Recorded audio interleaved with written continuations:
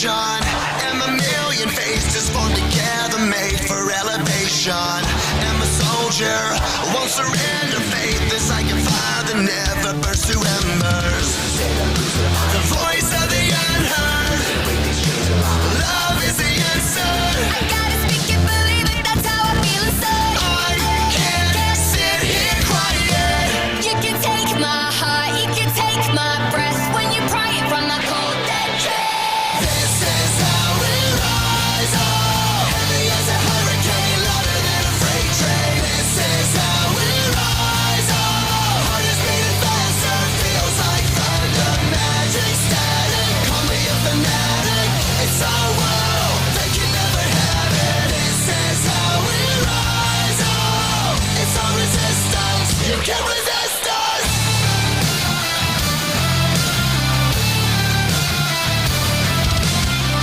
Can you hear me? Are you listening? Sleeping in the shadows could be making history. Through the fire, on the water, used to be a slave, but now you are a conqueror. They can take my heart, they can take my breath when they pry it from my cold dead chest. This is how we rise up, heavy as a hurricane, louder than a freight train. This is how we rise up, heart is beating faster, feels like thunder, magic static. Call me a fanatic, it's our world, they can never have it. This is how we rise up, it's our resistance, you can't resist us. Up, up, up, up, up. We're rising up, up, up, up, up. Rising up, up, up, up, up. We're rising up, up, up, up, up. Rising up, up, up, up, up. We're rising up, up, up, up, up. This is how we rise up. It's our resistance. You can't resist us. This is how we rise up. Heavy as a hurricane, louder than a freight train. This is how we rise up. Heart is beating faster, feels like thunder, magic static. Call me a fanatic. It's our world, they can never have it. This is how we rise up. It's our resistance. You can't resist us.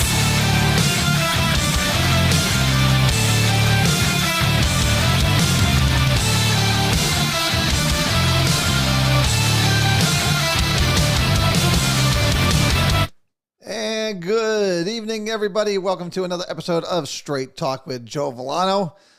Glad you are here. We have a lot to talk about tonight. First of all, happy 4th of July. Hopefully everybody is enjoying this absolutely beautiful weekend we are having. I was expecting rain yesterday, but we really got hardly nothing.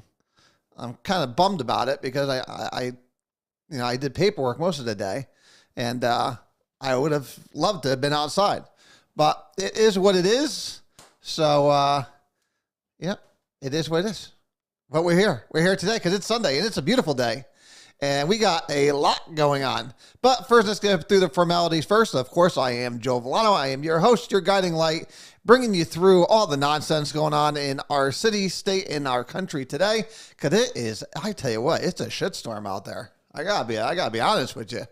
And I tell you what, this Board of Ed thing keeps getting more and more. There's just more stuff on top of stuff. We have some additional whistleblowers, I guess, coming forward, which is good. You know what? And it's good that people inside the Board of Ed have finally had enough of everything that's going on. That's what I'm starting to realize. And of course, we'll get into more of that in a second. But if you want to call in, obviously this show only works best when you are involved in it.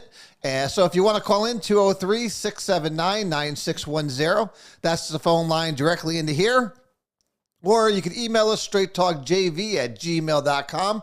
Or, of course, if you're on any of the social media threads going on, live feeds now, you can jump in on the message board. I see it is up and running. So please make sure you get involved. And apparently, again, like I said, the Board of Ed members, not the leadership and not the board, but actual Board of Ed, I think Board of Ed employees have had enough. I think this has been going on for a long time. I think we are just scratching the surface on a lot of things going on at the Board of Ed, and we have a lot more digging to do. Because, again, from what I hear, and I find this hilarious because I heard this from a couple sources this week, apparently the Board of Ed is going through all their employee phones trying to figure out who the hell is talking to us. And if that is indeed what's going on, that should tell you something, that they are scared of what we're doing here. And I got to tell you, we're not going to let up for a second. And people need to realize that you have an opportunity here. If you work for the Board of Ed and you know of these wrongdoings, you could come to us. We're not going to share your name. We're not going to do anything. I will tell you what our next step is, though, in a little while, because I will be meeting with a couple people this week. But it is nice to see employees who have finally said enough is enough. That all this favoritism, all this buddy stuff, this good old boy network, I got to tell you, I'm somewhat, I wouldn't say, I see it promising that we're going to make some changes here. And I think that the way they're trying to hide everything that's going on, plus the new stuff that was brought to me this week, tells me that there are other people involved in this. And I think one thing that I think is going to be most key to everything is going to be the plumber's cell phone. Because he had a company, he had a school phone, and that has tracking on it. So the question is, we already know the facts, and these are the facts as we know it. One, he was doing outside work on Board of Ed time. Fact. Undisputed. We know for a fact that he was expensing residential equipment and supplies to the city account. That's not disputed. Not disputed. So we already know those two things. Now, the big question is, where was he going? Where was he doing these jobs? And that, my friends, will be, I believe, the next very interesting thing. Why would they protect this gentleman? Unless maybe some were in on it. It's hard to believe that this could go on for years. For years. And nobody know anything. Where was this gentleman going? And the big question is, were state and federal dollars used in this scheme? Because if it was, forget about city. This becomes a state and federal investigation. Because the state and federal government give a ton of money to the Board of Ed. And I think now, with these people coming forward, I think we have enough to bypass the city and go straight to the feds. And that will be where I meet next on Wednesday, down in New Haven. And we're going to bring them everything we have. From the whistleblowers to what we already know. All that information will be going. And the fact that they're willing to see us on this matter is promising to me. I believe his cell phone is going to be key to this investigation. Because remember, every time you go somewhere, whether your location's on or not, your phone is tracking you. Where was he performing these jobs when he was supposed to be on the clock?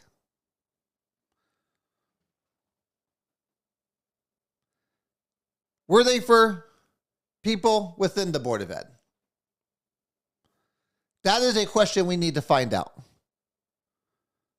And if so, who was it? Or were they doing it for different organizations?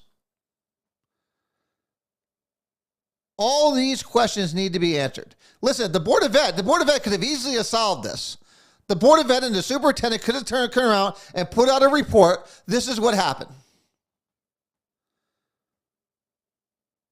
But they decided to try to cover it up. And when you try to cover things up, it usually exposes you more. And it has gotten to a point that I think other people have had enough of it. And only when they could have had enough and they know what's going on and they share it. And again, listen, I'm honored and humbled that they feel the security to come to me and say, hey, you know what? We're taking a big risk here. This is what we know is going on. Can you please stop it so we can get things back to the way things should be? And can we get rid of all the favoritism and the nepotism and the good old boy network? Can we just throw this all away and start over new?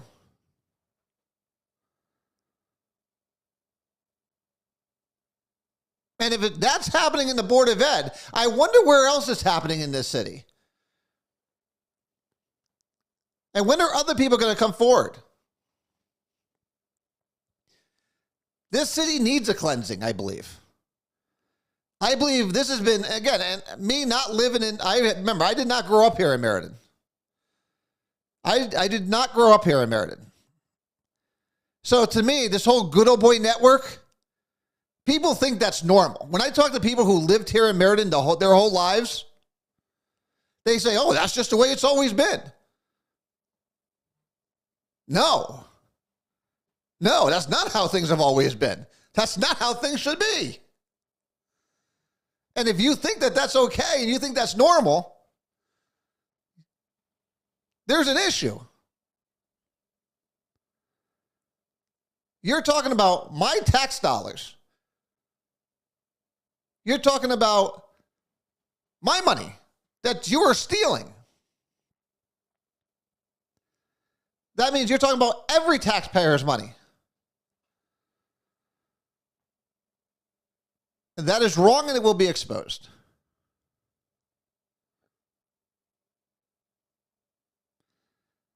So, again, I thank those who have come forward. I hold everything in confidence and it will not be exposed. But we will start exposing these people. And things will change. They have to change. If you want to have any integrity in the Board of Ed and in the leadership of the Board of Ed, this stuff needs to come out. And those that are responsible for it need to be held accountable. Because if you're telling me that someone could be wasting time, stealing time as the head janitor was, or using accounts as the plumber was, and you're trying to tell me no leadership, no supervisors knew about this? Tells me they're incompetent or worse. And the fact that nobody has been held accountable for it is absolutely crazy to me. Like I said, nobody even wants to talk about it. They're just hoping this goes away. But the more they do that, the more they're going to realize they're going to dig themselves deeper and deeper into a hole. And I tell you, I'm going to throw that dirt right back over you. And I will bury you in it. Because I do not care. I care about the people of this city and the taxpayers of this city. And you will not be pulling a fast one on us. So again, we'll talk about this again more next week. Like I said, I have a meeting on Wednesday. So, and I will let you guys know how that goes. And we'll talk about this again as our weekly update, as we normally do. But to the Board of Ed, good luck on those phone records. I hope you guys keep digging. Maybe you'll find something. I could tell you you're not. I understand that the Board of Ed, I know someone in the leadership of the Board of Ed, they don't do things via email, text, or phone. At least not a business phone. Maybe a personal phone they will. They're not stupid over there. They know how to get around things, especially FOI requests. They know how to get around those. But the truth still sets you free, my friends. Or it might not set you free. But we'll figure it out in the long run. Because I'm in this for the long game. So we'll see what happens with that. They've already tripped up. And again, kudos to employees who have just had enough of it. For the years have just had enough of this. And they want change. And that's good. Because change is good. But speaking of change, if anyone saw the front page article today with the Board of Assessment with the Assessor's Office, listen, I've been fighting this for years, for at least 2 years now. Of course, everyone knows I'm on the Board of Assessment Appeals, so I listen to all these appeals that come in. And last year, a lot of these they were picking. Melinda decided to pick and choose which ones she wanted, which nonprofits she wanted to start taxing. And I said this last year. I was like, listen, you can't do that. You can't pick and choose winners and losers. And if they are a nonprofit who have been nonprofits for, again, this one was 33 years. And you're just going to decide out of the blue, well, you know what? You're no longer tax exempt. And not give a reason behind it. No, that's wrong. One, it's going to cost the city a ton of money. Now, right now, I believe we have like 40-something lawsuits against the city in regards to tax assessments from nonprofits. So that would be churches, your Boys and Girls Club stuff, your YMCA, your Meriden Arc, Easter Seals. So all these this year are let me just kind of step back and set the rules for you guys. Every 4 years, every nonprofit has to refile an application for tax exempt status. That is the law and the statute that they have to do. So this year was that 4 years. So this year, every nonprofit had to refile for tax exempt status. And from what I see, everybody was denied. If they felt any way that they didn't use their property or they weren't following their mission statement of helping out the community. And I said this, again, 2 years ago, that this was going to be an issue and that the city better be ready because it was going to cost us a ton of money if this is the route we decided to go. If we decided that all nonprofits were non-tax exempt anymore, everybody was going to sue us because you're talking about millions of dollars. Millions of dollars.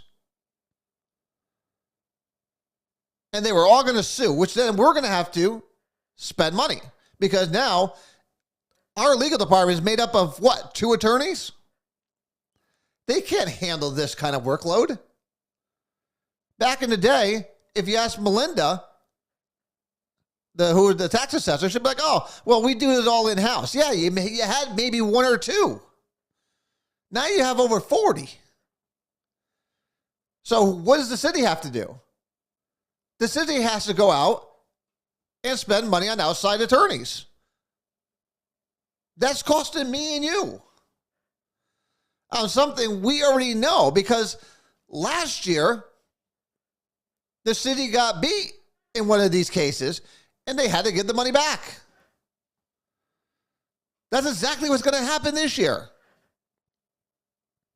Except not only do we have to give that money back, now it's going to cost the taxpayers money for attorneys.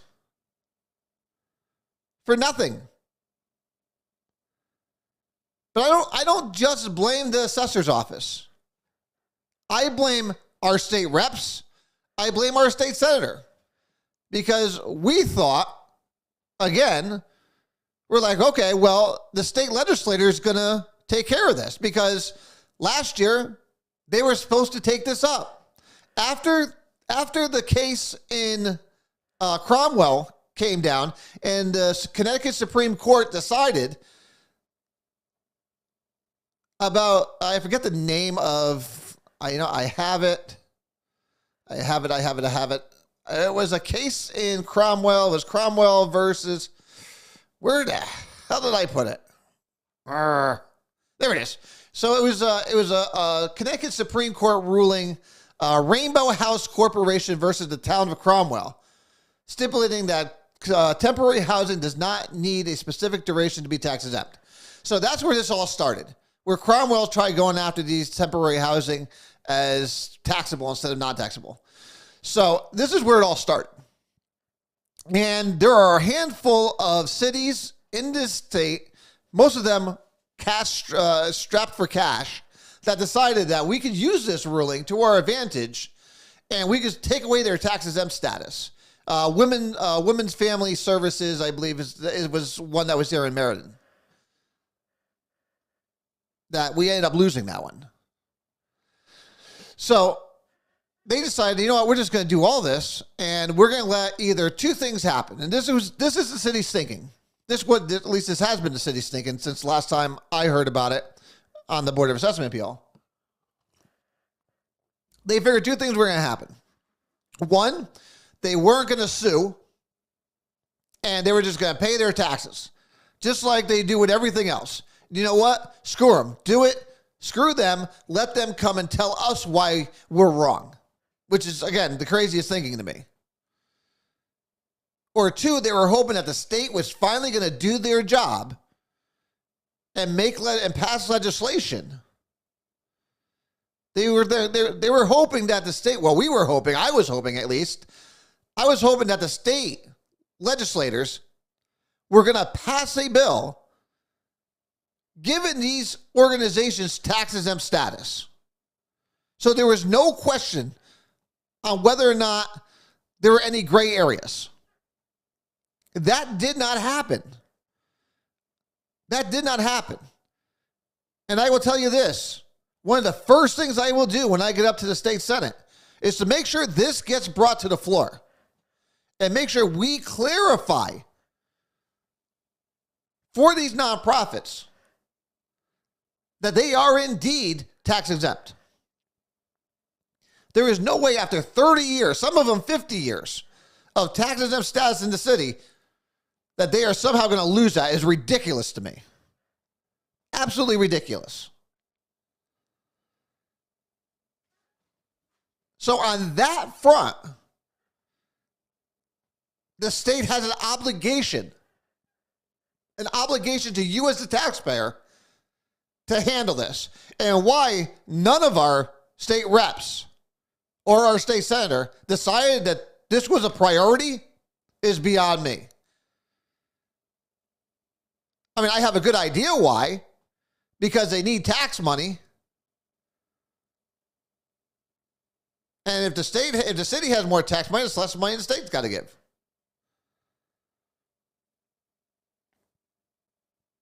So it's wrong. The state has to do their job.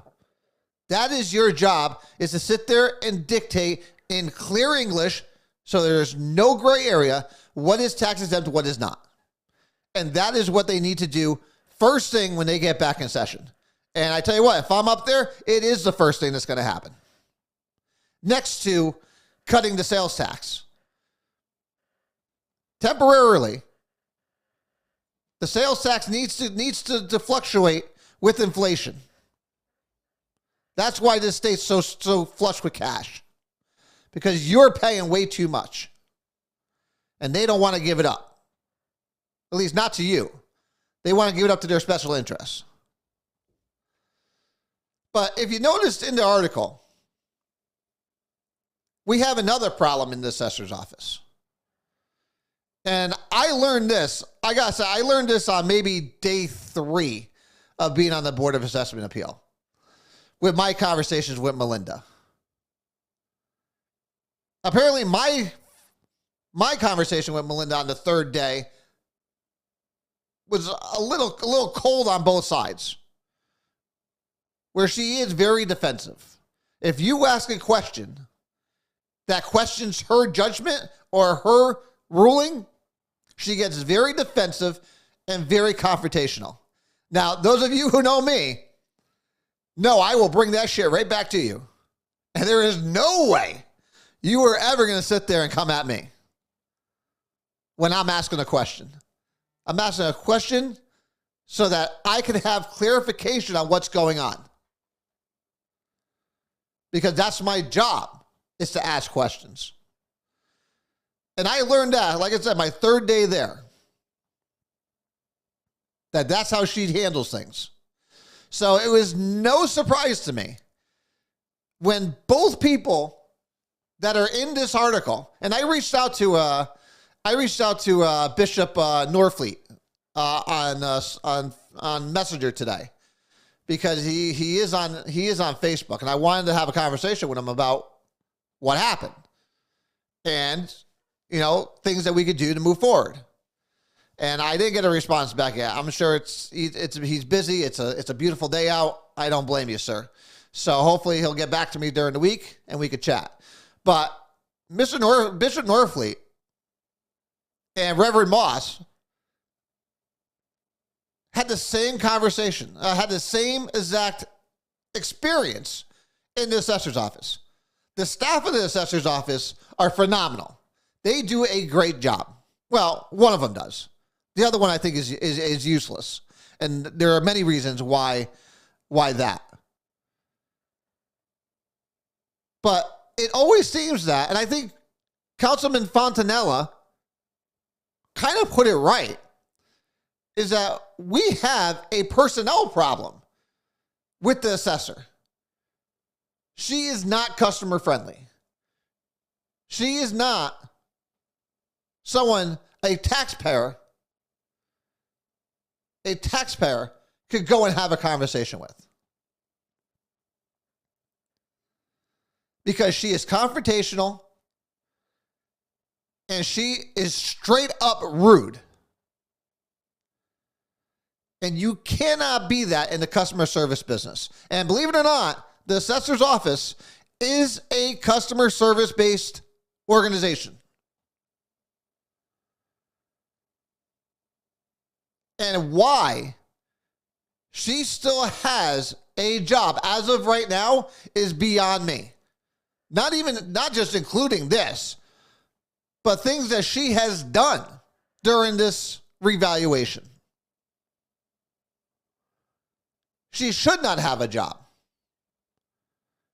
She should have at least been put on leave as they investigate what happened. But again, everybody knows what our biggest problem in this city is. And that's holding people accountable. Holding people accountable. So my question to the council is, if we all know these things are happening, why are you not holding the city manager responsible? Why are you not holding the city manager responsible for getting his house in order? That is the $1 million question right now. If 100 people if person after person after person is coming to you with the exact same thing, the exact same issue, you at some point it's gotta click in your head that, hey, you know what? We have a freaking problem here. All these people can't just be pissed off taxpayers.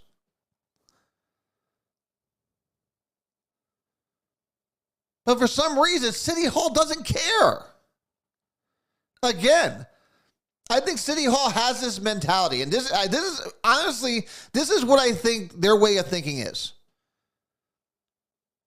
We are going to do what we want to do. This is what our game plan is. We're going to implement our game plan. We don't care about who doesn't like it or likes it. Then people are going to come in and bitch about it. And then we're going to tell them to go to hell. Then people are going to get into an uproar. And then we're just going to wait it out.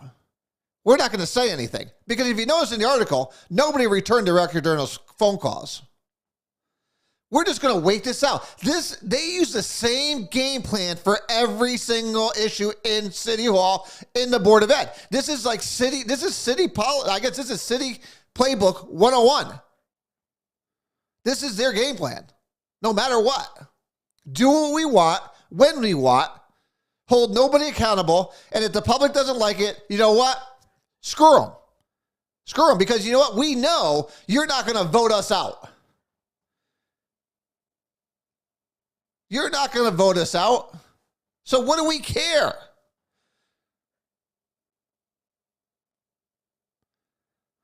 What do we care? We don't care what the public thinks. We're going to do what we want to do. And if you don't like it, tough crap.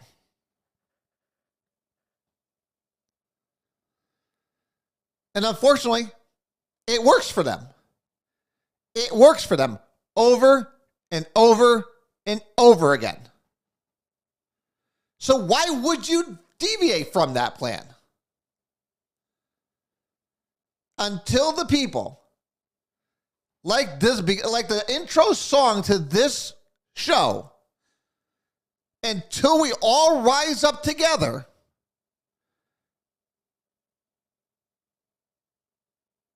and speak with one voice, nothing's going to change. They can't resist us if we all come together. What is it, louder than a freight train? That's what needs to happen. We need to take a freight train right to City Hall. But we need to do that together. It can't just be me sitting here. I don't mind being the voice. I don't mind sitting there leading the charge. I'll take the arrows. I don't care. They can't do anything to me. Like I said, that's why they fear us. They fear us because we don't need anything from them. We don't want anything from them. But if they could wait us out and they could get away with it, then why not? It's worked for years. It's worked for years for them. For decades, it's worked for them. But it's time for the assessor to go. It's time for City Hall to set an example that they are going to be customer service friendly, that they care about the taxpayer, and put an end to the shit show that's happening at the assessor's office. And you do that by getting rid of the director. Melinda's got to go. So again, we'll follow up on that one and see where it goes. Now I know a lot of you have been talking about this story, and we really haven't had time to really dive into it. But now that they actually got the ZBA approval, we could talk about Colony Street, the Colony Street project. Now I know a lot of people have been asking me, is this project going forward? One of the principal partners in the partnership backed out. This is still going forward. like I said, even though that one partner did back out, I believe they did find additional funding, and they should have it all wrapped up in a year and a half or so. So this project is going forward. And I tell you what, I'm super excited about this project. And I'll tell you why. Because I find it to be an absolutely, first of all, well, let me just back up for a second. One, should I think the buildings, I think it'd be cheaper for them to knock all those damn buildings down and start all over, but they're not. They are going to turn around and reuse all the buildings that are currently there on Colony Street. But I think this is a great project and all the things they want to do on it. So again, it's going to be studio apartments, not low-income housing, not low-income housing at all. These are going to be studio apartments.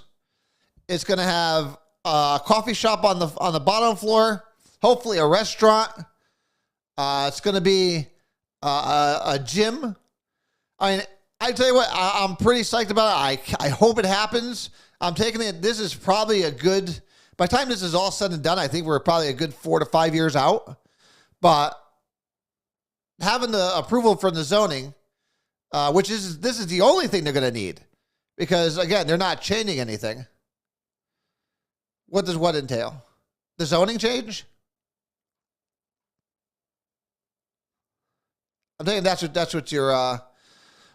So basically, what it was is it's just a zoning approval to modernize each now vacant building at 1 to 3, 9 to 11, 13 to 17, 21 to 23, Colony Street and 51.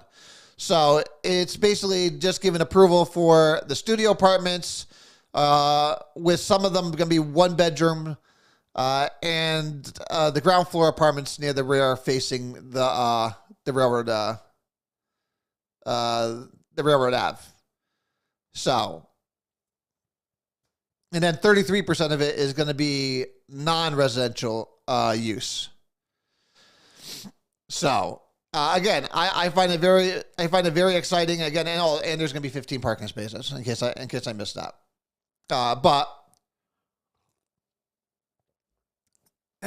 But again, so I find this to be a very exciting project downtown.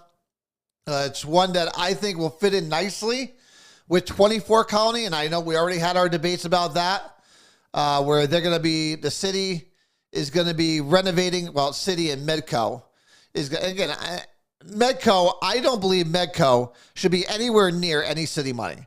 I think they are a horrible organization. I think they have done nothing for downtown other than waste millions and millions of dollars.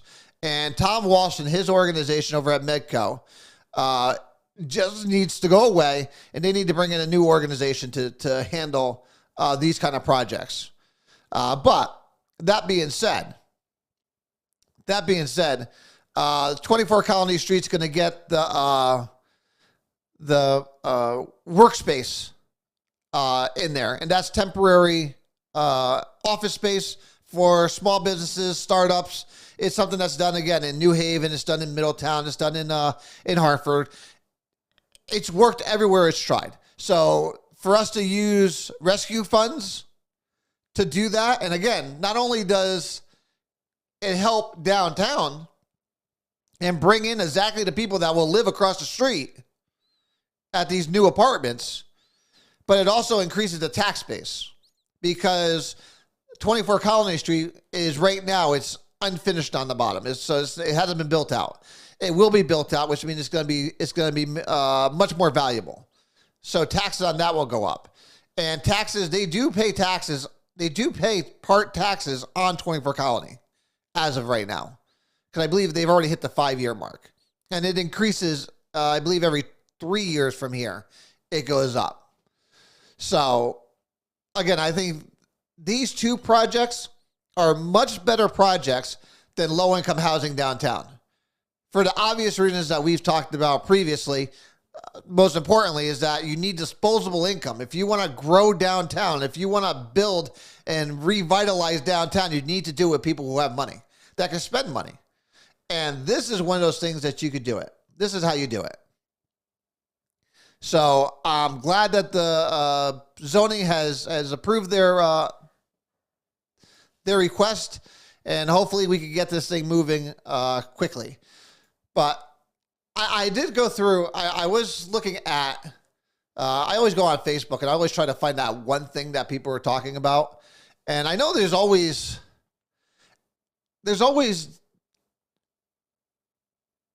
I don't know. Everyone's always quick to judge one town versus another. And I try not to do that to a certain extent, especially when it comes to how a city is run. So, and again, people love to compare Meriden to Middletown and to New Britain. And while I am not a huge fan, again, I'm not a huge fan of Erin Stewart. For other reasons, and for fiscal responsibility, she's awesome. For other things, I think she's a rhino and she's more liberal, which is why she gets elected in New Britain. But that being said, she knows how to sell her city. Now, the one thing I want to tell people to do is please, please, please, you cannot compare Meriden to New Britain and Middletown. You can compare Middletown to New Britain, and that's because of one major thing: Wesleyan and Central. When you have two decent-sized colleges in your town,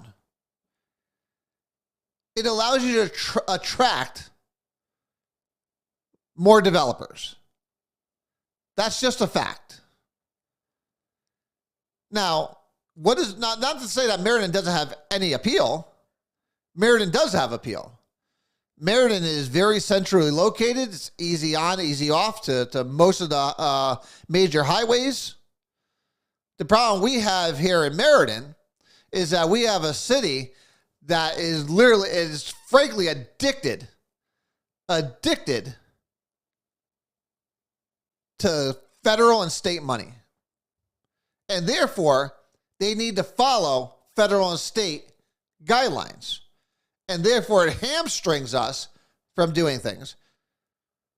That's not necessarily true. College kids are not always broke. They're not. Certain schools, now if you had a community college, yes, most of those kids are low income. But Wesleyan, they're not low income. States, Central, they're not all low income, and they use their money on their cards to go to different restaurants around the city that take their meal cards. So there's a lot more things for them to do. And kids do blow off steam, usually on Thursdays and on the weekends. And that's just from experience from watching it. So again, while yes, developers will come into a place, and I think the city of New Britain is doing a fabulous job. Fabulous job. Redeveloping certain neighborhoods in their city. And the way she's doing it, the way Erin Stewart's doing it, which is ingenious, is saying, okay, we'll do this entire neighborhood. And this is your developer. Here's what we need. Here's what we can provide, and here's what's around here that's gonna help support it. And she's done a wonderful job at it. And she has limited the public housing. And the public housing they do have is not where they're trying to revitalize. They're putting those on the outskirts. They're bringing in the market rate downtown in certain areas. They're spreading out the housing assistance. And that's what you need to do. You can't oversaturate an area of your town with it. If you do, you get Meriden. That's what you get. You get Meriden. But again, Meriden has a huge problem and a huge addiction of state and federal money. And a lot of stipulations come with that money. Nothing in life is free, even for cities and states. Every time you take a grant dollar, it comes with stipulations, no matter where it came from.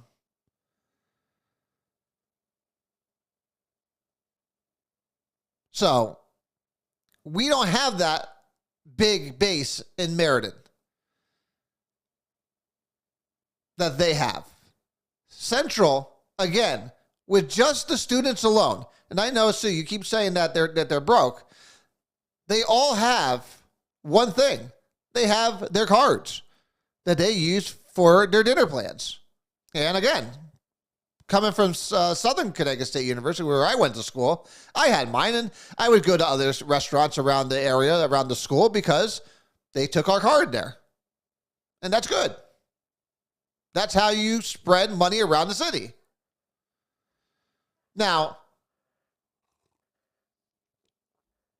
that is the ultimate question, Donna. If we knew that, I mean, we had already fixed the problem. How do you attract outsiders to come and spend money here? To me, listen, if you want to do downtown, and I've said this, I've given my game plan and where I see things. You need an anchor. If you want something downtown, or you want something in the city, you need an anchor that is well known, that will bring people in. So I think that's the first step. You need something that's cheap. Like for me, I know people. There's 1,000 pizza places in the city. I get it. To me, if you want people to come downtown and you want to start doing some restaurants, believe it or not, the first thing I think you should do is bring a Pepe's into the city. Pepe's downtown. Well, of course we got to fix the roads. The roads are horrible. But I think bringing like a Pepe's downtown would have been perfect. In 24 Colony Street, a Pepe's, oh my God. You would have had people downtown. You would have had Middletown coming here. You would have had Cheshire coming here. You would have had Berlin coming down. You would have had Wallingford coming up. No doubt in my mind. And it would have been a good start. And then you open a bar right next to it. You open up a bar. Again, it's got to be safe and secure. We can't be doing our city bars. Most of our city bars, you having shootings at. You having stabbings at. You having fights at. But apparently the city doesn't mind that. If we talked about just last week, they gave an award.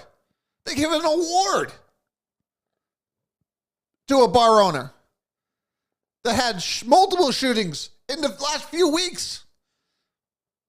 And then slammed the door on the police, and were non-cooperative.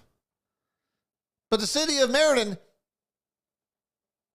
they love stuff like that. The council, well, those who gave the award, they love stuff like that. You're anti-cop, you're our kind of people. And then it just pisses people like me off. Because our police are just trying to do their job and make this place safe. Not just for not just for the bar patrons, but for the residentials that are around it. And I think that, again, I'll say it again, it was a slap in the face to every officer to give that award out last week on Juneteenth. It was a slap in the face. And it should not be forgotten. But again, there are certain things we can do that other towns do. One, you need to get rid of the city manager position, and you need to bring a strong mayor back. You need a strong mayor to help bring in developers. And I'll tell you why. Because developers want someone who they could go to and that has the public support. That has the public support. Not the council support. That has the resident support. And the fastest way to do that is to the mayor. Also, if you want to make changes in this city, if you feel this city is going on the wrong track, what's easier to do? Change the mayor which is up every 2 years, or try to do it with the council. I think Kevin can be a strong mayor. I think he can. Some of the things he does, I do question whether or not he has the backbone to do it. But at the end of the day, or not even just the backbone, I think I also would have questions on whether or not his loyalties, where his loyalties are. Because let's be frank, let's not BS each other here. Scarpati is part of the good old boy network. Make no doubt about it. He is very in with the clique. Do I think he can do a good job? Yes. Do I question where his loyalty is? Is it with the people? Or is it with the good old boy network? That would be my question. Listen, I don't go by age. Aaron Stewart's a prime example of that. Aaron Stewart is very young in on average of what, your normal mayor is. She's pretty young. I think she's like 40 something. I think most mayors in this state are in their 50s, 60s. And she's done a fabulous, and she, again, to the extent of redevelopment, she's done a fabulous job. Like I said, do I have issues with her on other things? Absolutely. Would I ever vote for her? I guess against a Democrat I would vote for her. But for a state office, no. But again, I have a little faith in Kevin. I think he's even frustrated with some of the stuff that's been going on. In fact, he is frustrated with some of the stuff going on, especially with the assessor's office. Would he make a good, strong mayor? I would hope so. But again, I would definitely question the loyalty and where his priorities stand. Is it with the taxpayer or with the good old boy network? Because he is very well connected. So, but we need a strong mayor. We need a strong mayor badly in this city. And it's the only way to bring back change. Because you notice when they changed it back in 1970. You've had Democrat rule all the way through since. And that was the point. That was the point of it. The point of it was to shut out Republicans. And they've successfully done that. So, no doubt. He knows what's going on. Again, which is why that would be my biggest reservation. I think this whole good old boy network needs to be blown up. Just like, boom, just bring it all. Just take all the shit down. And sometimes, like I say, sometimes you got to be willing to burn down the castle and build it all over again. Hell, isn't it really that what this weekend's all about? Isn't that what this weekend's all about? That's what the 4th of July is all about. People had enough. They had enough of the high taxes. They had enough of being dictated on what they can and cannot do from a king across the pond. And the people finally had enough and they rose up. Again, for all you anti-gunners, remember, it was citizens with guns that created this country. And again, only us here in this city could bring the change that we want.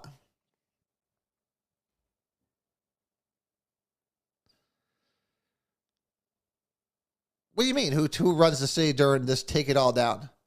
It's what elections are for. Which, again, we'll get into. In fact, let's get into it now. Because, I was going to save it to the end. Because I was reading an editorial today. I think it was done a couple days ago. Where voter turnout and it was a great editorial, voter turnout is one way to respond to the Roe decision. And it's true. Because listen, at the end of the day, if you don't vote, you can't bitch and complain. Plain and simple. And if you think your vote doesn't count, it counts even more now. Because you finally have a Supreme Court that's following the Constitution.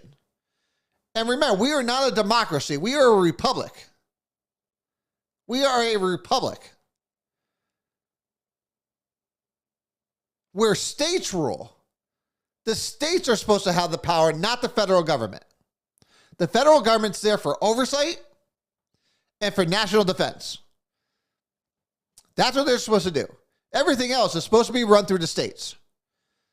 And if you don't vote in state and municipal elections, which again, a lot of you don't, maybe not you guys here, but we all know those that don't. You are going to be the part that destroys this country. You need to vote.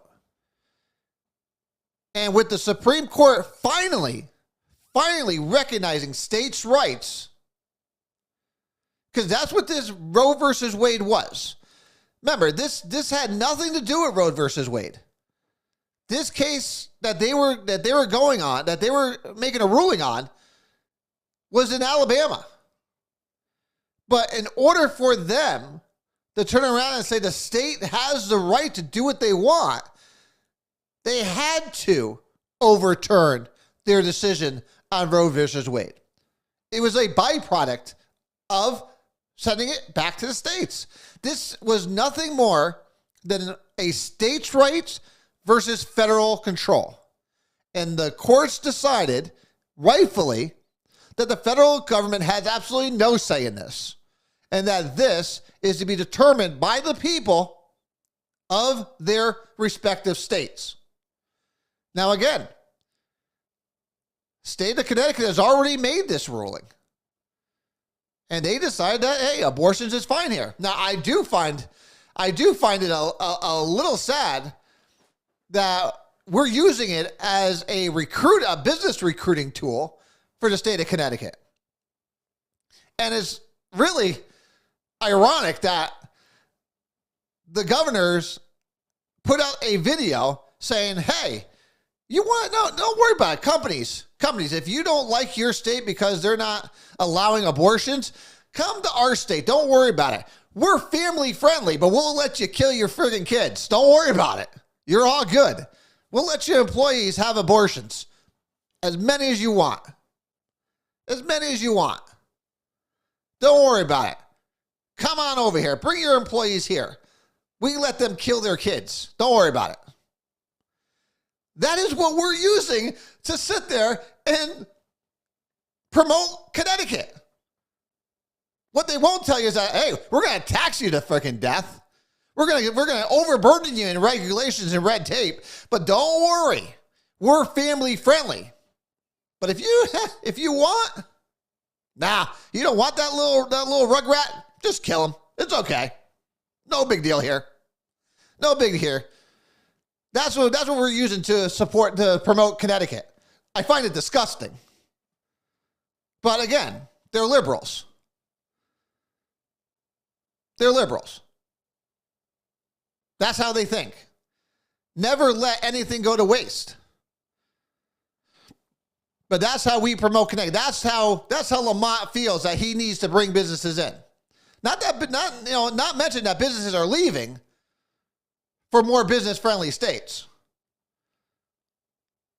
But no, just come here because we'll allow your employees to have abortions on demand.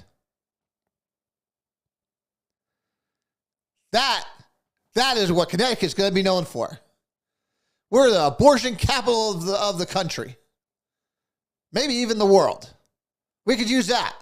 That'll be our new slogan for Connecticut. We're family friendly unless you don't want the little shit. Then you can just murder it. Don't worry about it. You're all good. Just as long as it hasn't popped its head out yet. Because that's what a lot of people up in the state legislature believe. That up to 9 months, until that baby is born, knock yourself out. Knock yourself out. That is crazy to me that this is the way that we think in this state. Oh yeah, that's considered murder, I guess. Though you can't do it post birth. You gotta do it just before. That's the rule. But again, the Supreme Court did their job to bring our Constitution back to where it's supposed to be. And that is to give power back to the states. And that means it's up to each and every one of you guys to make sure you go and friggin' vote. Because you know these people personally. You may not know your Congress people. Remember, they're one of what? 150,000. Or 250,000. Somewhere around there. I guarantee you've talked to every state representative you have. Kathy Abercrombie, Mike Quinn, Hilda Santiago. I know people who know who they are. They know who they are. Mary Abrams, you know who she is. That's why our founding fathers wanted the states to have the power, because you know these people intimately. They are more direct to you. When you have a big federal government, a big giant bureaucracy, you lose that. You lose that. Again, which is why I'm glad that the state rights are coming back. But now it's up to us to make sure we go out there and vote.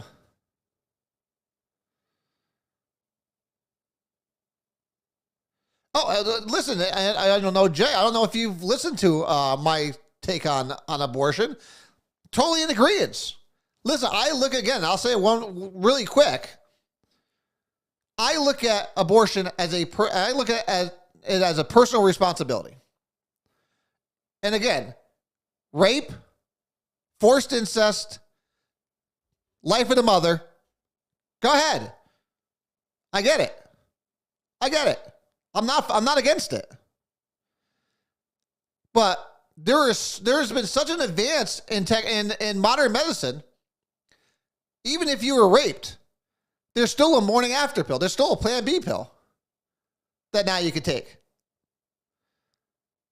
So that, again, because I love how the people, people sit there and love to go after these. Well, one, they're raped or incest and all this stuff, and that's 0.003% of all abortions in this country.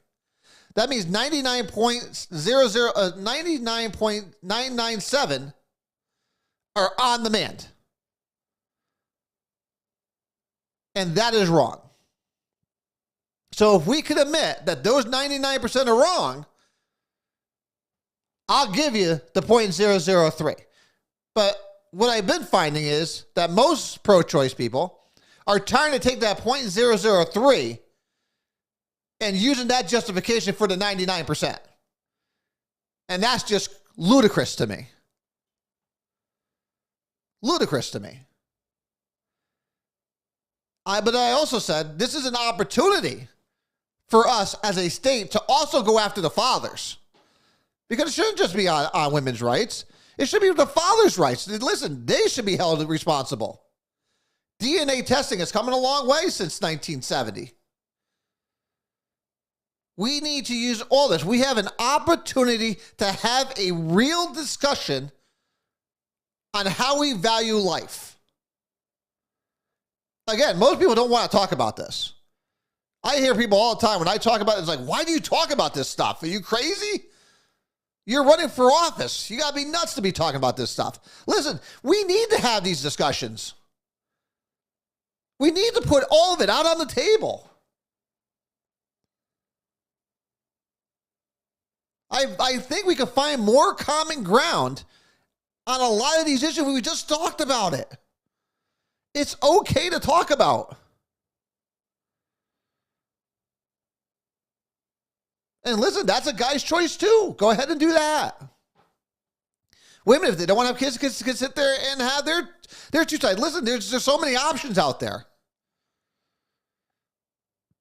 But killing innocent children who had made no choice in life.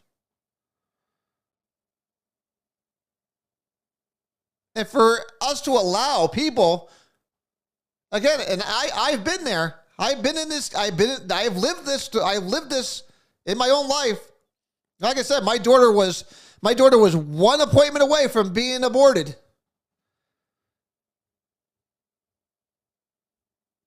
And I thank God every single day she was not. And we chose the adoption route.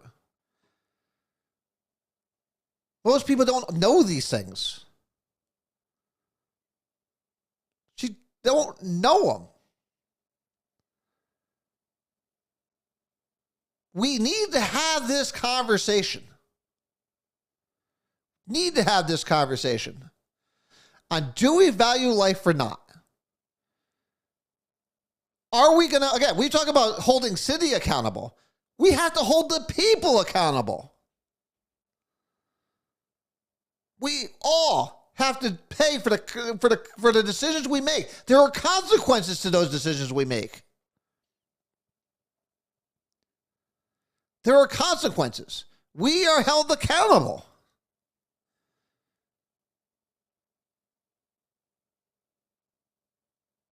We need to do that. We need to have this reality check. We have to have this morality check.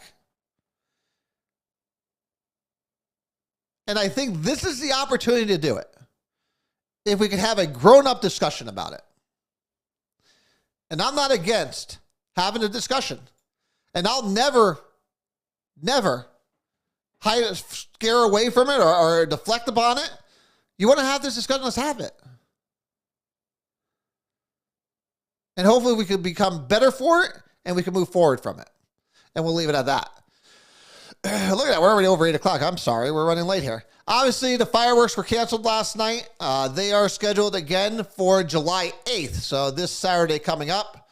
So please, if you make sure you go out to see the fireworks.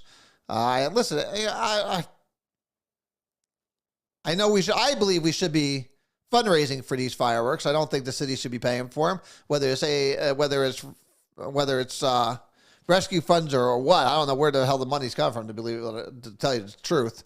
But I'm glad we are having the fireworks. I think not only are the fireworks a celebration of our country, but I think it's just one more thing that gets the community together. And anytime the community can come together as a whole, I am always happy about that. And I always support things like that. And that's why, again, I'll support and I'll donate to organizations that do that. And I think the more we get people talking with each other, interacting with each other, having fun with each other, and loving on each other, I think is always a good thing. So again, Saturday, July 8th, you will have the fireworks over at Hubbard Park. Listen, I keep hearing these things, the fireworks stink for our pets. Listen, my dog was freaking out the other night. But you know what? It is what it is. It is what it is. Hold your dog a little tighter. Put one of the vests on the dogs. I don't know what to tell you guys. But we're not going to cancel fireworks because some pets are freaking out. I'm sorry. I'm not. I have sympathy, but that's more of an annoyance thing than anything, shooting them off till midnight. But, I hear you. But again, I love the fact that the fireworks are going to be happening on July 8th. I encourage everyone to make sure you're there to see it. Hopefully I'll see you guys there. But other than that, I love you guys, as always. We didn't get to all the stories I wanted to get to. We're minus 2, but we'll get to them next week. We will be here. So I'll be here next week. And then the following week, I will not be here because I am heading to Washington with Joseph Jr. I will be on I wouldn't say a business thing. I'm going to try to get some interviews in over my time at DC. Depends on who will see me. We'll see if our Congress people will see me. And I'm going to try to meet with Mr. Cardona. I know his staff tries to keep him away from me, which is fine too. But yes, I will be on a mini vacation down in Washington, D.C. as Joseph heads off to George Mason University for some time for a course. So we will be here again next week. So until then, I love each and every one of you guys. God bless you, and God bless, of course, this amazing freaking country of ours. Listen, for all the faults that we may have and for all the disagreements we have, at the end of the day, America comes together. When things go wrong or when things need fixing, for the most part, we come together. And this is a prime time for us all to come together and, again, have discussions that make America so great. And that's debate. And then we can move forward together. We can have our discussions. We can have our votes, and we move on from there. But until that, guys, as always, I'm still looking for signatures. So we still need signatures. Vollano2022.com. I need you to go to the online contribution forms. Fill those out, please. $5 donation goes a long way. Or if you just want to print out a copy of the form, you can do that on the offline contribution.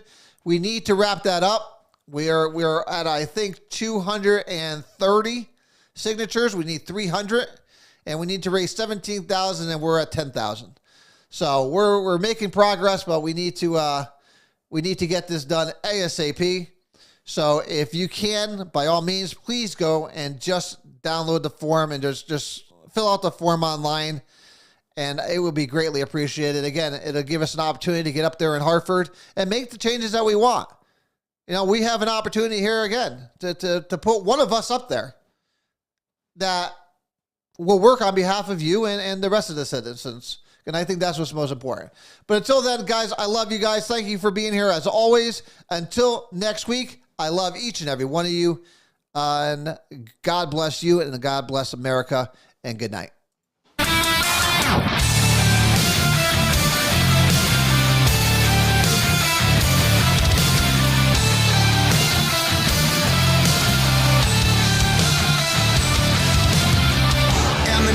And the million faces formed together, made for elevation. And my soldier won't surrender faith. It's like a fire that never burns to embers. The voice of the unheard.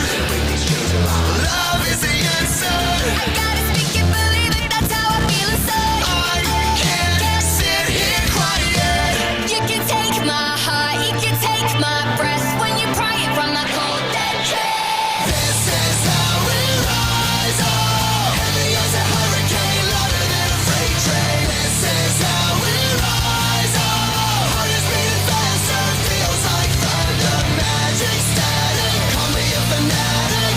It's our world, they can never have it. This is how we rise up. It's our resistance. You can't resist us.